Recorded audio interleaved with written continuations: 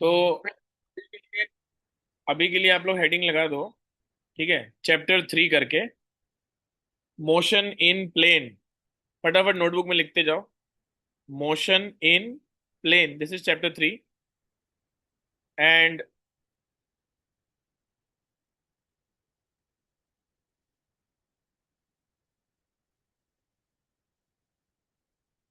अभी वो ऑनलाइन करवा रहे हैं ना, इसलिए चैप्टर 3।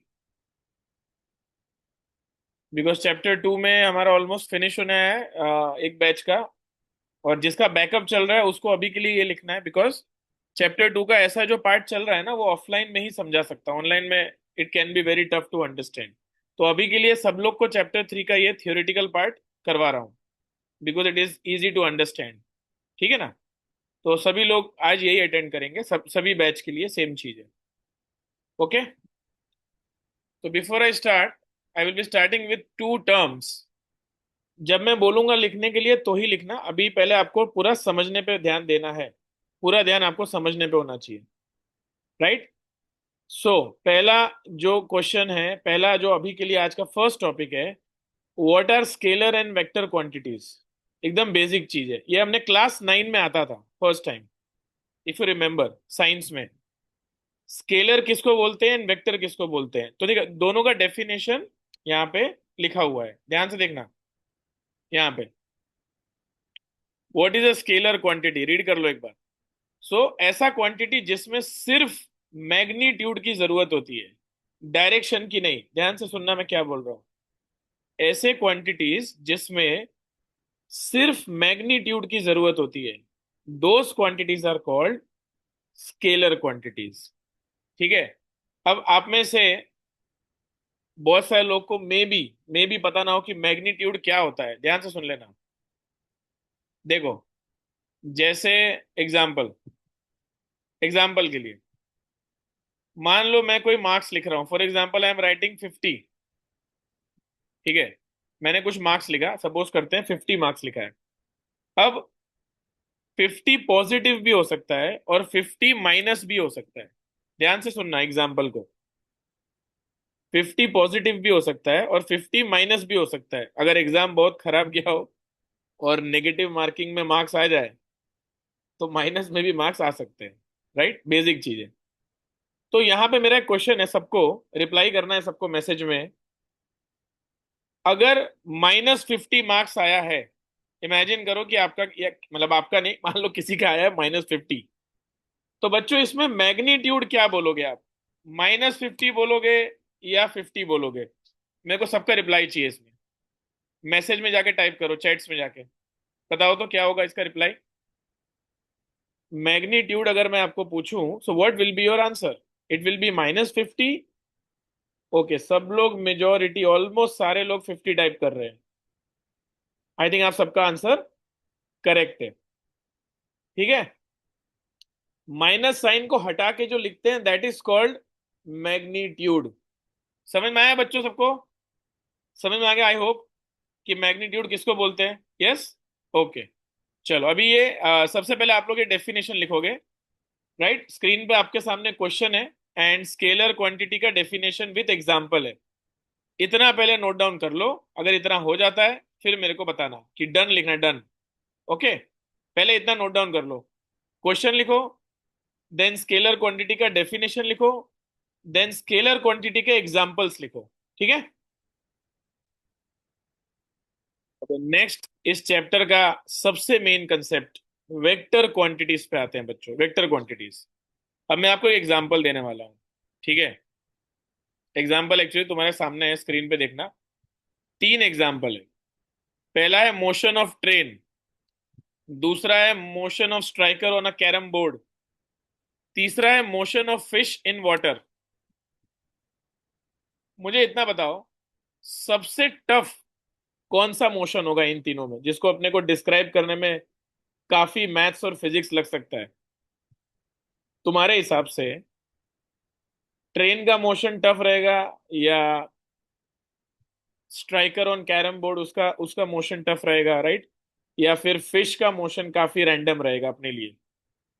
सो मोस्टली बहुत सारे लोग फिश बोल रहे हैं, विच इज करेक्ट, बिल्कुल सही। ट्रेन का motion is the easiest, to solve, you know why? देखो, एक तो वो एक ही ट्रैक पे जा रहा है, it is just going on a single line, single line you can say. अगर अगर अगर रेलवे ट्रैक स्ट्रेट है, इमेजिन करो थोड़ी देर के लिए कि रेलवे ट्रैक सिर्फ स्ट्रेट है, तो या तो आगे जा सकता है ट्रेन या तो पीछे आ सकता है, तो वो सॉल्व करना, कैलकुलेट करना इजी है। ट्रेन का मोशन कैलकुलेट करना इजी है। बोलो आ रहा है समझ में क्या बोल रहा हूँ? ठीक है।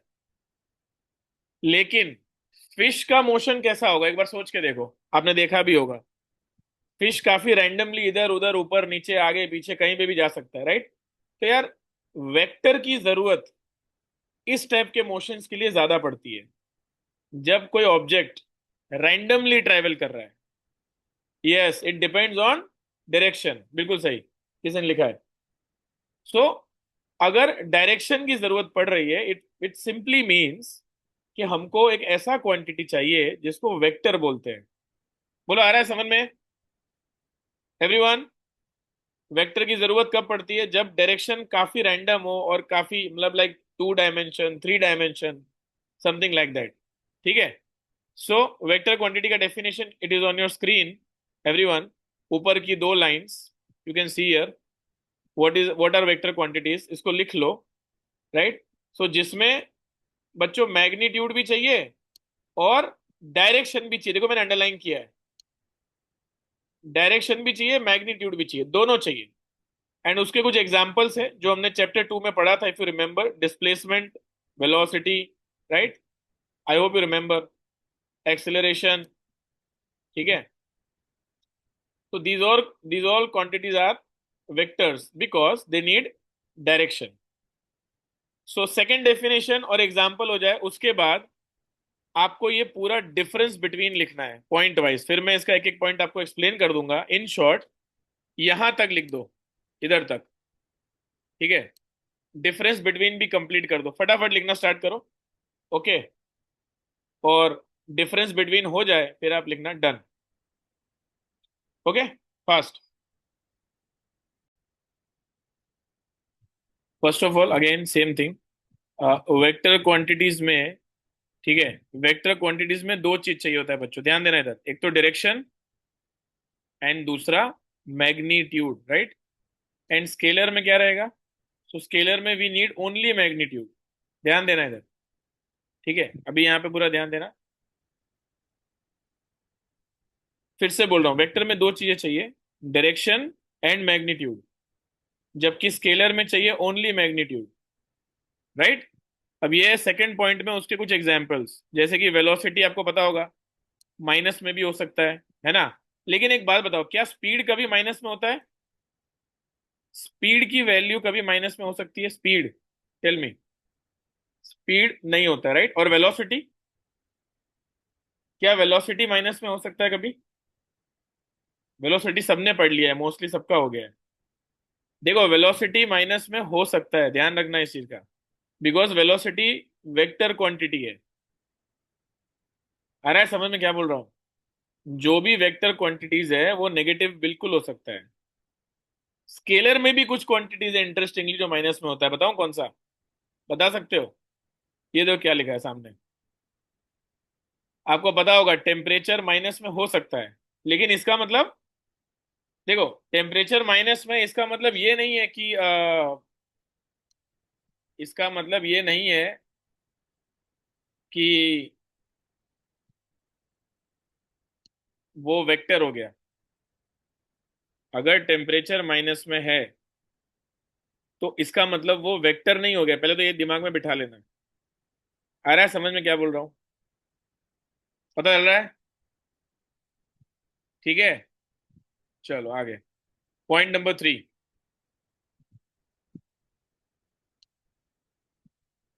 पॉइंट नंबर 3 देखना सब लोग। ठीक है, वही फर्स्ट पॉइंट का रिपीट किया है कि वेक्टर रिप्रेजेंट करते समय दो चीजें लिखनी होती है। अब ये थोड़ा ध्यान देना, ये नोटबुक में लिखना भी है अपने को, रुको मैं आपको सिखाता हूँ कैसे लिखना है, देखना इधर, पूरा ध्यान इधर होना चाहिए सबका। जो जो मैं यहाँ पे स्क्रीन पे लिख रहा हूँ वो आपको नोटबुक में लिखते जाना है, ठीक है? बहुत सिंपल चीज लिख रहा हूँ। मान लो मेरे पास एक वैल्यू है फोर्स, F इक्वल टू, ध्यान देना इधर, मानो मैंने लिखा F इक्वल टू 10, कोई बता सकता है फोर्स का यूनिट क्या होता है? What is the unit of force? आप पर्सनली मैसेज कर सकते हो। What is the unit of force? Newton, ठीक है। किसी ने बोला न्यूटन। डन। अब यहाँ पे देखना, अगर ये सामने जो स्क्रीन पे लिखा है मैंने कुछ वैल्यू लिख रखा है, खाली मुझे इतना बताओ सोच के कि ये स्केलर क्वांटिटी में लिखा है या वेक्टर में लिखा है। ऐसे एक अंदाजा लगाओ या कुछ सोच के जो तुमको लग रहा है, वट एवर यू थिंक। ये स्केलर लग रहा है कि वेक्टर लग रहा है? क्या इसमें कहीं पे डायरेक्शन है? सब छोड़ो, यहाँ पे कहीं पे डायरेक्शन दिख रहा है? कोई direction, north south east west, कुछ ऐसा लिखा है? नहीं लिखा है ना? नहीं लिखा है। तो ये कौन सा क्वांटिटी हुआ? स्केलर हुआ। अब मैं इसी को वेक्टर में कन्वर्ट करने जा रहा हूं, ध्यान देना इधर। अगर ये आपने समझ लिया ना तो पूरे चैप्टर में आपका कोई मिस्टेक होने नहीं वाला है स्केलर वेक्टर में, राइट? इमेजिन करो मैंने इसके ऊपर एक छोटा सा एरो लगा दिया। बच्चों, एरो कब लगाते हैं? वेक्टर क्वांटिटी में लगाते हैं, थोड़ा ये हम आपको बता दूं। अब जैसे ही मैंने एरो लगाया, देखो मैं न्यूटन को थोड़ा दूर कर रहा हूं और मैं पीछे कुछ डायरेक्शन जैसा कुछ बनाने जा रहा हूं। ये आपके लिए एकदम नया चीज है, देखना इधर। ये देखो तो मैंने क्या बना दिया, क्या लिखा है पहले ऑब्जर्व करो। मैंने कितनी चीजें ऐड किया। एक, मैंने ये वाला एरो ऐड किया। दूसरा, मैंने यहाँ पे पीछे कुछ लिखा है आई और उसके ऊपर एक छोटा सा ऐसा कुछ बना दिया है, आई कैप बोलते हैं इसको। It is called I cap. अब बच्चों मैं आपको बता दूं ये आई कैप क्या होता है, सुनो इधर। अगेन यहाँ पे देखना, ये बहुत बेसिक चीज समझ रहे हैं लेकिन ये बहुत काम आने वाला है पूरे चैप्टर में, ठीक है? शायद कुछ लोग को पता भी होगा। देखो बच्चों, आई कैप का मतलब होता है ओनली अलोंग एक्स एक्सिस। देखो मैं लिख क्या रहा हूं, 1,0, 0,0। तो आप मेरे को एक बात बताओ, इसमें एक्स वाई और जेड की वैल्यू क्या लग रही है आपको? What are the values of X Y and Z? Now you can reply everyone. X का वैल्यू क्या है, वाई का वैल्यू क्या है और जेड का वैल्यू क्या है? 100 नहीं है, कॉमा तो अरे ऐसा नहीं पूछ रहा मैं, 100 थोड़ी है। एक्स का वैल्यू क्या है? सब छोड़ो, एक्स क्या है इसमें? 1,0,0 में एक्स क्या है? Yes, x is 1। अब समझ में आ रहा है सबको? X is 1। और वाई और जेड क्या है पता है? 0। वाई और जेड क्या है पता है? It is just 0। आ रहा है समझ में? पहले वाले को बच्चों एक्स बोलते हैं, राइट? दूसरे कोऑर्डिनेट को वाई बोलेंगे और तीसरे कोऑर्डिनेट को जेड बोलेंगे। बोलो आया समझ में? तो पहला कोऑर्डिनेट एक्स कोऑर्डिनेट होता है, दूसरा कोऑर्डिनेट वाई कोऑर्डिनेट होता है एंड तीसरा कोऑर्डिनेट जेड कोऑर्डिनेट होता है। बोलो आ रहा है समझ में सबको? क्लियर हो रहा है? ठीक है। Once again coming back to this example, once again everyone see here. मैंने क्या लिखा है? एकदम बेसिक चीज समझ रहे, एकदम बेसिक से बेसिक चीज है, चैप्टर में बहुत काम आएगा, मैं बार बार बोल रहा हूँ। सबसे पहले मैंने लिखा लेफ्ट साइड में एफ। एफ के ऊपर क्या बनाया? Arrow. Arrow represents vector, remember this. जब भी हम एरो लगाते हैं उसको वेक्टर कहा जाएगा, खास ध्यान रखना। दूसरी बात, फिर मैंने लिखा है इधर 10। बच्चों 10 का मतलब होता है, लिखो नोटबुक में, ये पूरा एग्जाम्पल के साथ लिखते जाओ। 10 का मतलब मैग्नीट्यूड, इसी को बोलते हैं मैग्नीट्यूड। लिखो नोटबुक में ऐसा, इसको 10 को एरो करके साइड में लिखो, it is magnitude of force. बोलो इतना समझ में आया? 10 is magnitude of force. Clear हो रहा है सबको? पक्का? ठीक है। एंड लास्ट में 10 के बाद क्या लिखा है वो देखो एक बार। 10 को मैंने हटा दिया स्क्रीन पे से और फिर मैंने लिखा है आई कैप। तो बच्चों आई कैप बता रहा है कि वो एक्स एक्सिस पे है। ये याद रखना, आई कैप क्या बताता है? It is on x axis. यानी क्या बता रहा है? ये डायरेक्शन। तो आई कैप को एरो करके पॉइंट आउट करके लिखो direction of force. I cap is called direction of force. यानी वेक्टर में दो चीजें होती है, क्लियर हो गया सबको? एक होता है मैग्नीट्यूड, दूसरा होता है डायरेक्शन। समझ में आ रहा है? क्लियर? बोलो, आ गया समझ में? ठीक है। तो this was all in difference between. ठीक है, अब आपको लिखना है क्वेश्चन नंबर 5। क्वेश्चन 5 देखो क्या लिखा हुआ है स्क्रीन पे सबसे ऊपर। What is, how can we represent a vector quantity? वही मैं जो आपको समझाया, ये उसका आंसर है। ठीक है, ये पूरा as it is same to same you have to write. Question number 5, question 5 जो मैंने आपको समझाया वही है, फटाफट लिख लो फास्ट। तो क्वेश्चन 5 में हमने क्या सीखा, जो मैंने आपको पहले सिखा दिया था। फॉर एग्जाम्पल, यहाँ पे देखो, अगर आपको वेलोसिटी वेक्टर दिखाना है, एकदम छोटी सी चीज याद रखो, ऊपर अपने को ये एरो बनाना होता है। बोलो, याद रह जाएगा सबको? क्लियर हो गया? अगर अपने को वेलोसिटी वेक्टर लिखना है वेक्टर के फॉर्म में, तो वेक्टर के फॉर्म में अपने को लिखने का, ऊपर एक छोटा सा एरो बना देना है। बोलो, इज इट क्लियर? ठीक है ना? फॉर एग्जाम्पल, मेरे को फोर्स वेक्टर लिखना है। So again what I will do, I will simply apply an arrow above the letter F. So जैसे आप ये एरो लगाते हो, इसका मतलब ये वेक्टर हो गया।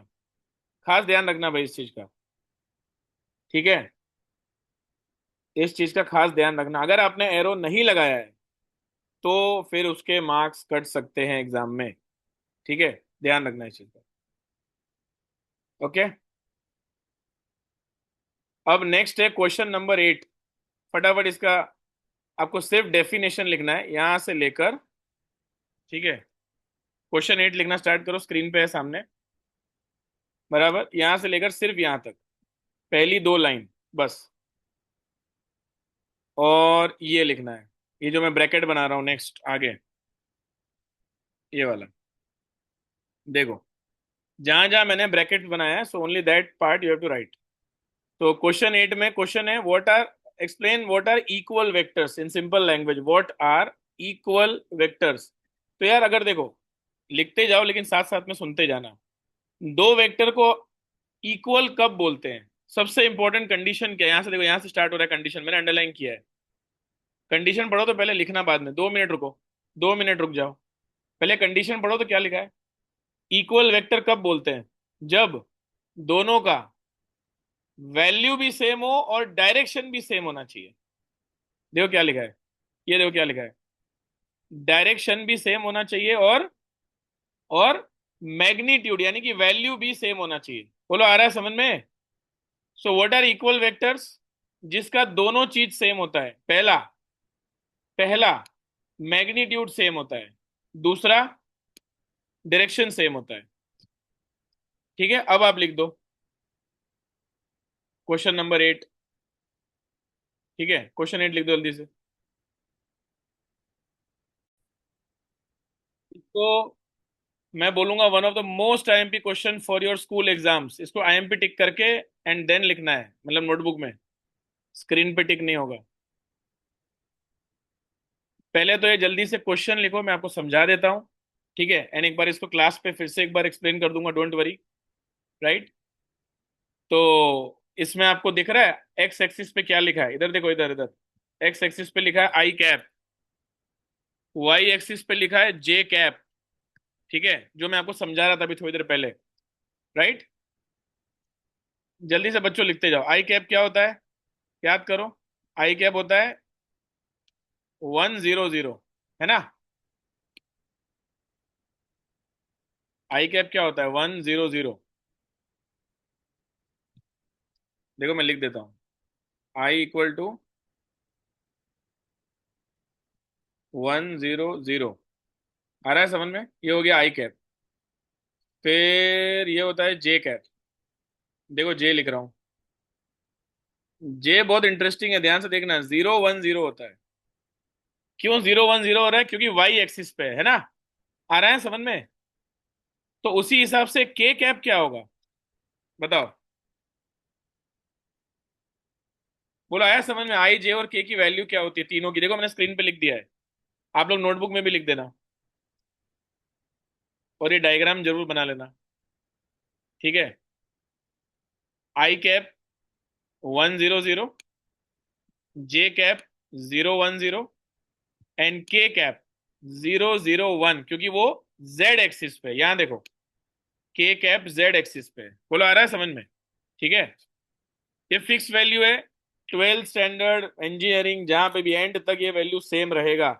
आई का, जे का और के का वैल्यू सेम रहेगा हमेशा के लिए, याद रख लेना। और इसको यूनिट वेक्टर बोलते हैं, याद रखना, इसको क्या बोलते हैं? यूनिट वेक्टर, क्योंकि इसकी वैल्यू 1 होती है, 1। ठीक है। जल्दी से लिख लो, स्क्रीनशॉट ले लो, आखिरी वाले पेज का शायद मीटिंग एंड हो सकता है अचानक से, क्योंकि वो टाइम लिमिट खत्म हो गया है। तो इतने पार्ट का स्क्रीनशॉट ले लो, एंड लिख कर जल्दी से फोटोज भेज दो एडमिन्स को, फास्ट। Okay, bye everyone.